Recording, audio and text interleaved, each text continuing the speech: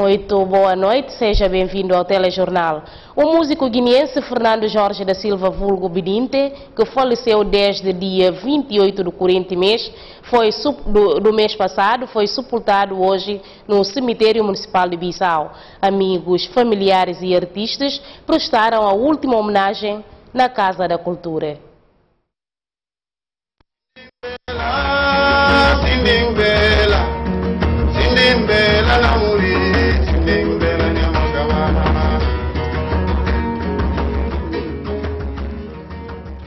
Direção-Geral da Cultura, artistas e familiares renderam uma homenagem ao músico guineense Fernando Jorge da Silva, conhecido no panorama musical guineense por Bidinte.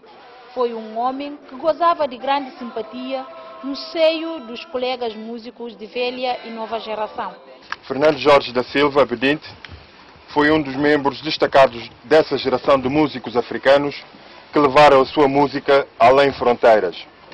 Nasceu em Bulama, antiga capital da Guiné-Bissau.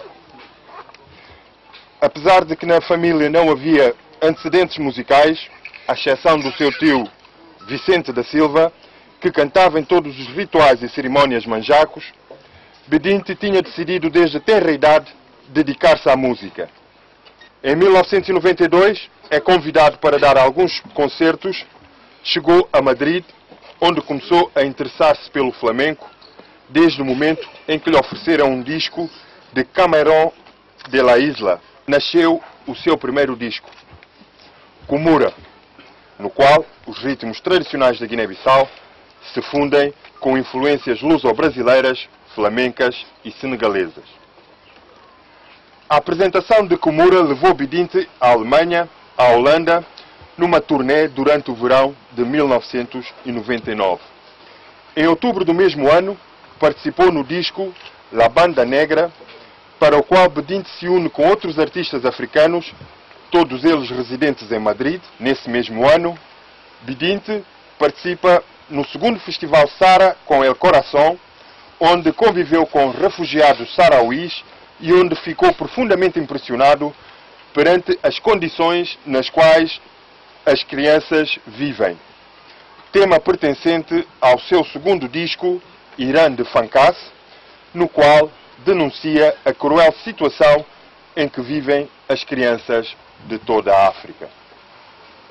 Para além da música, Bidinte também tinha outras vocações e qualidades.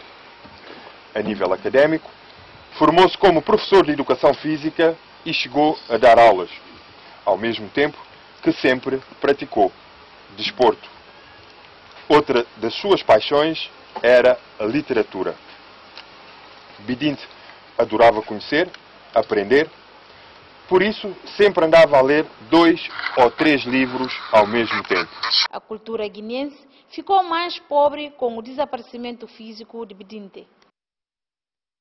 O músico Bidinte tinha 53 anos. O embaixador da música tradicional guineense foi lembrado por amigos e camaradas.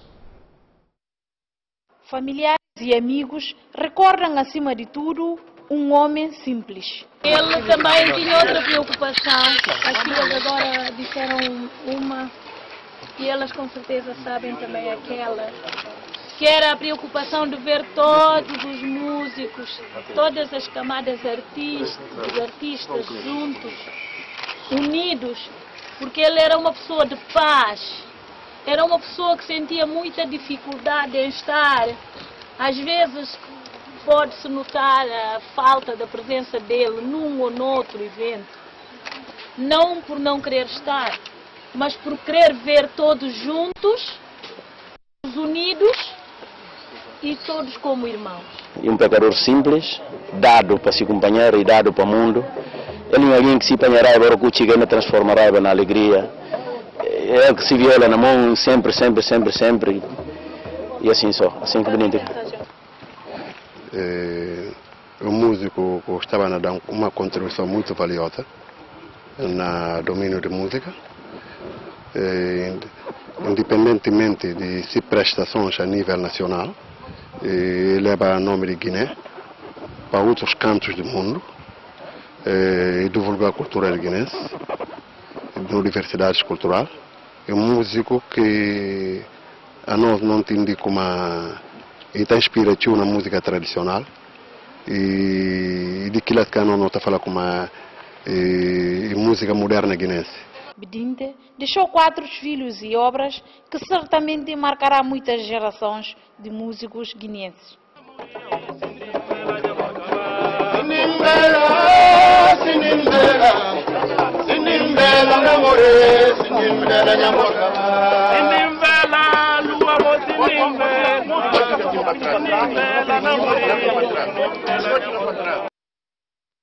O presidente da Assembleia Nacional Popular recebeu hoje em audiência um grupo de empresários inconformados com a Câmara do Comércio, Indústria, Agricultura e Serviços, sob a liderança de Brema Camará. O porta-voz dos empresários, Idrissa Diallo, diz que se pretende obter da ANP uma contribuição para que a lei seja cumprida. Este grupo de empresários nacionais quer o envolvimento dos titulares dos órgãos de soberania na procura de soluções para a situação de ilegalidade estatutária e irregularidades financeiras apontadas à direção da Câmara de Comércio, Indústria, Agricultura e Serviços. O que não passa na Câmara é muito grave. A Câmara, ao longo dos anos, ao abrigo de instituições de utilidade pública que cedo, que não luta para não estar do Conselho de Câmara, Câmara de Comércio recebe bilhões de francos CFA. Câmara de Comércio suma qualquer outra instituição e tem maneira que está funcionando. E tem regras que te permitem para ter maior transparência dentro da instituição. E a Câmara está funcionando na base de 3 pilares ou 4. Não tem um conselho diretivo, não tem uma mesa de assembleia, não tem um conselho fiscal e não tem um conselho consultivo. Direção que te dirigir, digamos mais ou menos, que governo de Câmara. Orçamento que te tem, despesas, receitas, e está aprovado na Assembleia Geral de Sócios. E que a Assembleia que te dá direção, mandato, para ir a cada receitas e engaja despesas. Orçamento. Desde que a direção sinta, em 2010, nunca houve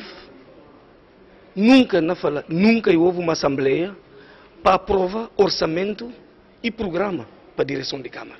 Os empresários inconformados com os procedimentos da Câmara de Comércio, Indústria, Agricultura e Serviços receberam do presidente da Assembleia Nacional Popular, Cipriano Kassamá, a garantia da continuidade do cumprimento do papel constitucional da Casa Legislativa e zelo para a legalidade. O presidente falar no gosto como e não vai cumprir esse papel. A Assembleia é a instituição que não dirige não cumprir esse papel. Fiscalizar, saber de que é que passa e interpelar diferentes órgãos da Assembleia,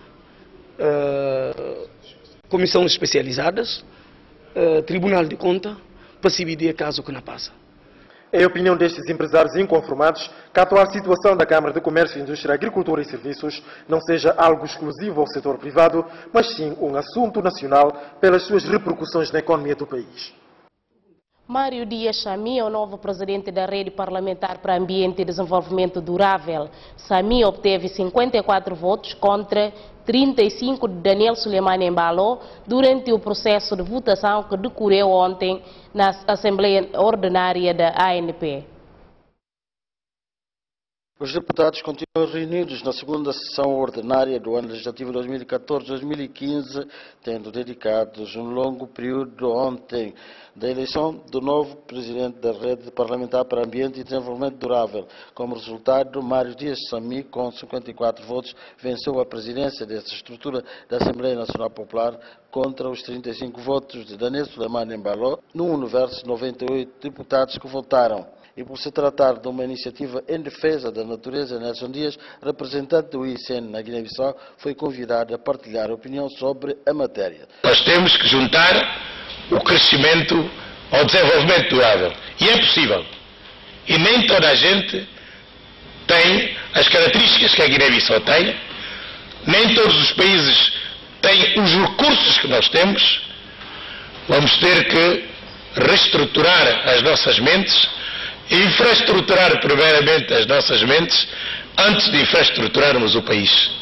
vamos conseguir avançar se realmente reconhecermos que existem as potencialidades, que existem homens capazes neste país, e nós não temos que recordar que este povo é brilhante, continuamos a ter capacidades nacionais, mas temos todos que trabalhar e mostrar ao mundo que somos capazes e deixar de ser um país pedinte. Cipriano Kassamá, presidente da ANP, reconhecendo a pertinência do ato e desta ferramenta, começou por explicar as motivações. Todos nós sabemos da importância da proteção da nossa orla costeira, da relevância da proteção dos nossos mangás. Todos nós sabemos o potencial do nosso setor florestal e também sabemos das dificuldades e dos desafios que tudo isso acarreta para uma correta proteção do meio ambiente. Estou certo que só será possível defender e potenciar a biodiversidade se a estratégia tiver em conta a redução da pobreza e o desenvolvimento com base no empoderamento das nossas populações.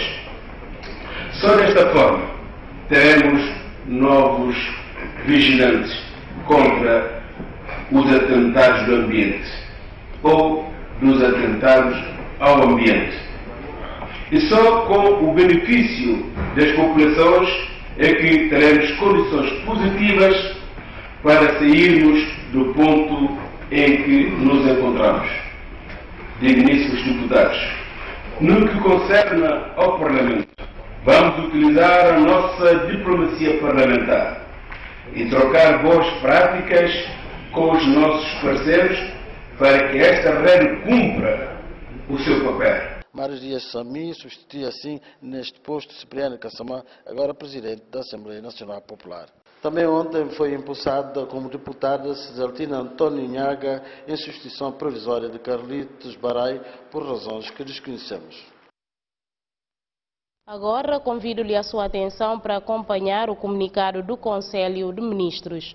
Convocado por imperativos de urgência e de oportunidade, o Conselho de Ministros reuniu-se hoje, dia 1, em sessão especial no Salão Nobre Francisco João Mendes Chicutê, do Palácio do Governo em Bissau, sob a presidência da Sua Excelência o Engenheiro Domingos Simões Pereira.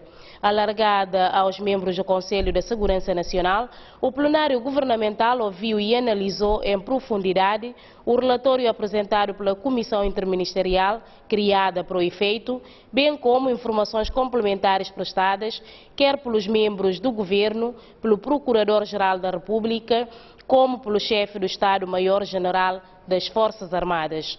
Perante os dados postos, o Conselho de Ministros, para além de considerar tratar-se de uma clara violação das suas deliberações, classificou de extrema gravidade a situação das florestas, tanto porque a atual exploração atenta flagrantemente contra o equilíbrio ambiental do território, como porque contraria toda a estratégia do desenvolvimento definida por esta governação e que esteve na base do plano estratégico e operacional apresentado aos parceiros internacionais na recente conferência de doadores realizada em Bruxelas a 25 de março. Em face destas constatações, o Conselho de Ministros deliberou: primeiro, reiterar e confirmar a sua decisão de proibição de corte de madeiras em toda a extensão do território nacional. Segundo, impedir a saída do território nacional até ao cabal esclarecimento das condições em que foi cortada toda a madeira em contencioso. Terceiro, proceder à confiscação de toda a madeira resultante de aplicação de disposições legais. Quarto, criar condições objetivas e proceder o mais urgente possível à imediata drenagem e concertação em Bissau e concentração melhor em Bissau de toda a madeira confiscada até a tomada de decisão sobre o destino a ser dado pelo Conselho de Ministros numa sessão a convocar para o efeito. Quinto, instruir o Ministro da Comunicação Social a desenvolver diligências para a informação e esclarecimento da opinião pública nacional e internacional sobre a gravidade da situação prevalecente nas nossas florestas e dos esforços de concertação em curso. Sexto, declarar de ilegal todo o ato que resista, contrarie e dificulte a implementação das decisões aqui descritas. Sétimo, encorajar as entidades locais e tradicionais a se envolverem no estrito cumprimento destes dispositivos e a favor da preservação do nosso ecossistema. Oitavo, congratular-se com o esforço que as autoridades judiciais têm desenvolvido na investigação de todas as denúncias feitas, tanto em público como em privado, mas também apelar ao Procurador-Geral da República no sentido de esclarecer toda a responsabilidade pública de cada denúncia e eventuais casos de difamação infundada. Nono e último, declarar uma moratória no corte de árvores de madeira e a correspondente reflorestação nos próximos 5 anos. Antes de encerrar a sessão, o plenário governamental ouviu uma breve exposição do Ministro da Presidência do Conselho de Ministros e dos Assuntos Parlamentares sobre a visita que efetuou em companhia do Ministro da Administração Interna, do Secretário de Estado da Juventude, Cultura e Desportos e do Secretário de Estado da Ordem Pública às instalações do Estádio Nacional 24 de setembro, em decorrência do furto de cabos elétricos aí registrados em avultados prejuízos. Em consequência, e por se tratar de um crime público que lesa os superiores interesses da nação, o Conselho de Ministros delibera o seguinte: a linha A, condenar com veemência o vergonhoso ato de furto de cabos elétricos ocorrido no Estádio Nacional 24 de setembro. A linha B, instruir os departamentos governamentais competentes no sentido de promoverem com maior celeridade possível uma rigorosa investigação e identificação de todos os implicados nesse ignóbil ato e traduzi-los imediatamente à Justiça. A linha C e última, reiterar a sua firme determinação em reforçar o sistema de segurança interna, quer nas instalações públicas e privadas, como em toda a extensão do território nacional. De igual modo, o Conselho de Ministros tomou conhecimento do trágico acidente ocorrido nas águas territoriais e que vitimou 2 agentes que participavam numa missão de serviço. Nessa conformidade, o coletivo governamental manifestou seu profundo pesar, endereçando às famílias enlutadas as suas mais profundas e sentidas condolências, comprometendo-se ao mesmo tempo salvaguardar todos os direitos legais que assistem aos familiares das vítimas. Bissau, 1 de abril de 2015. O Ministro da Presidência do Conselho de Ministros e dos Assuntos Parlamentares, Dr. Bassirou Dia. Agora sim vamos prosseguir com as notícias da redação central. Iniciou hoje em Bissau a primeira jornada de reflexão em memória do ex-líder do Partido da Renovação Social, Kumbaya. O evento enquadra-se na comemoração do primeiro aniversário do falecimento do fundador do PRS, 4 de abril de 2014. A jornada de reflexão em memória do ex-líder do Partido Renovação Social juntou dezenas de militantes, simpatizantes e dirigentes do partido com vista a revivar os ideais do líder imortal e projetar o partido para o futuro embate. Nós estamos ali para falar um pouco mais, nós estamos firmes na defesa desse projeto. E o projeto com calor, com os colegas, é criar e não é o resultado do projeto. Manga de jovens hoje em dia é formar. E manga de guintes. Manga de guinenses hoje em dia, filhos de camponeses, firmando no campo político de Guiné-Bissau. É dirigir o país para bem. O que não me se fala de juventude de Kuma? Nós devemos continuar sempre nesse projeto que os homens deixaram. E orgulho para nós. Ele comanda a organização dessa parte, manga que está acompanhando intervenções em diferentes campos no país, está criando emoção. Porque nós se bicar o valor um homem se uma cumba e deixa, e a nós enquanto juventude, nós devemos encarar aqui coisa sério, porque qualquer homem, ele se obras, que deixa lá que marca-se referência. Vice-presidente do PRS foi quem presidiu a abertura do encontro, tendo desafiado a juventude do Círculo Eleitoral 27 no sentido de redobrar os esforços com vista a eleger mais números de deputados nas próximas eleições, como forma de render uma justa homenagem a Kumbayala. E doloroso podemos obrigar. E esse cenário não serve para ter muitas relações.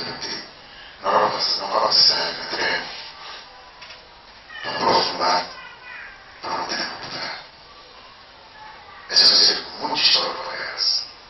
Esse seja um tudo a ficar para poder virar. O deputado com o legislativo.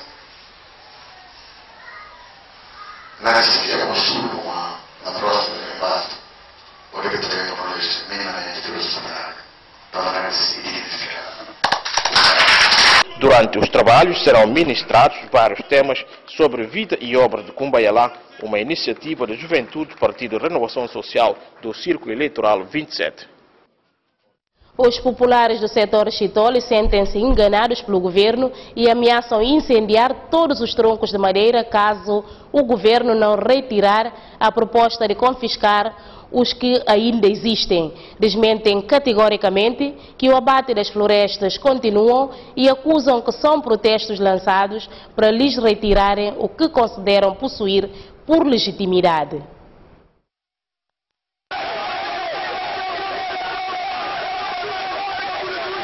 Com o slogan "Madeira da população, não do governo", os populares do setor de Chitole prometem lutar até as últimas consequências. A nós partindo da OS, não tomamos decisão para não pôr, não é que Para já é a demonstração daquilo que poderá acontecer a centenas de madeiras espalhadas ao longo da estrada. E capô molhado que não cortaram, e capô seco que não cortaram, nada que não cortaram, por ano passado, que não tem ali. Não pedi governo com o presidente, nunca falar para não cortar mais, mas aquilo que cortaram, vai deixar bem. Porque é lá que tudo a população não vive hoje, câncer tem. Se bem falar como é confiscado, não estamos recebendo, de para cá, escusa ele. Não queima tudo, não queima tudo. De motosserra às chamas, Madeira continua a dar que falar. Algumas já guardam caladinhos nestes contentores à espera de novos destinos. Quem não pode ficar quieta é esta senhora, que falou em nome dos tronqueiros de Ponta Novo, setor de Chitole. Assalamu alaikum, governo de Guiné-Bissau. A nós ali na mato, não afronta. Fora de nós, governo com não fiança nele. Fora de nós, governo com não fiança. A nós não pensava. Governo cana fazendo sim. A nós, coitado, nós senta na mato. Nós senta na mato, não na cuji. Pode outro ano tam. Eu falo como aqui pode estar no cana tirar. Eu falo para não paga. Não vende, o que não tem tudo, não vende no galinha, não vende no cabra, não vende no carne, não vende no vaca, não tudo nem porco, não vende nada. Não toma aqui dinheiro, não mete para buscar documento. Gosto, não buscar documento, não paga, direito que eu falo para não paga. Eu falo mais, não paga na bai, e na bem perdido, suma é ter força. Fim do abate sim, mas querem usufruir daquilo que já controlam. O jogo de confraternização realizado na semana passada entre a formação da televisão da Guiné-Bissau e a Associação dos Moradores do Bairro de Rossio terminou com um empate a 1 bola. A partida enquadra-se na reabertura oficial do estádio que outrora esteve preenchido de lixos. A promoção da TB foi a primeira a marcar nesta partida amistosa que assinala a reabertura oficial do estádio Godofredo. A vantagem trazida pelos rapazes da TGB demorou até aos 30 minutos do segundo tempo. Já no cair do pano desta partida, a equipa da Associação dos Moradores do Bairro de Rossio conseguiu restabelecer a igualdade na sequência deste remate a meia distância. Depois do jogo, o presidente da associação apelou os moradores a abandonarem definitivamente a prática de vazamento do lixo no estádio. A mim está pela moradores, no sentido de colaborar, no sentido de parar vazar lixo nesse campo. Para esse um campo de diversão, onde que tudo jeans está bem aproveitar, esse espaço de lazer, de que a gente está a aproveitar, troca impressões, intercâmbio a nível desportivo. Praticamente esse campo, hora como a tal, isso uma hora como a diversão de bairro, para ver como Conteca, Bancolém, Luanda, Rocio, tudo esse bairro que também faz esporte. O representante da Confederação da Associação dos Moradores de Bissau manifestou a sua satisfação perante o resultado alcançado pela associação. E grande satisfação que não senti no momento, que não se viu como a Bissau, na sua maior parte de problemas do lixo. Então, é espaço desportivo, que bem puro e vazar o lixo para ver como e que tem um controle ou manutenção de próprios moradores. Então, com o esforço de Confederação, Associação de Moradores, com a televisão de Guiné-Bissau, o espaço retorna nas atividades normais. Em jeito de sensibilização, o presidente da associação aconselhou os moradores daquela zona a enveredarem-se pela prática de reciclagem do lixo. Foram as notícias que preparamos para si. Despeço-me em nome de toda a equipa, com promessas de voltar amanhã à mesma hora. Até lá, passe bem.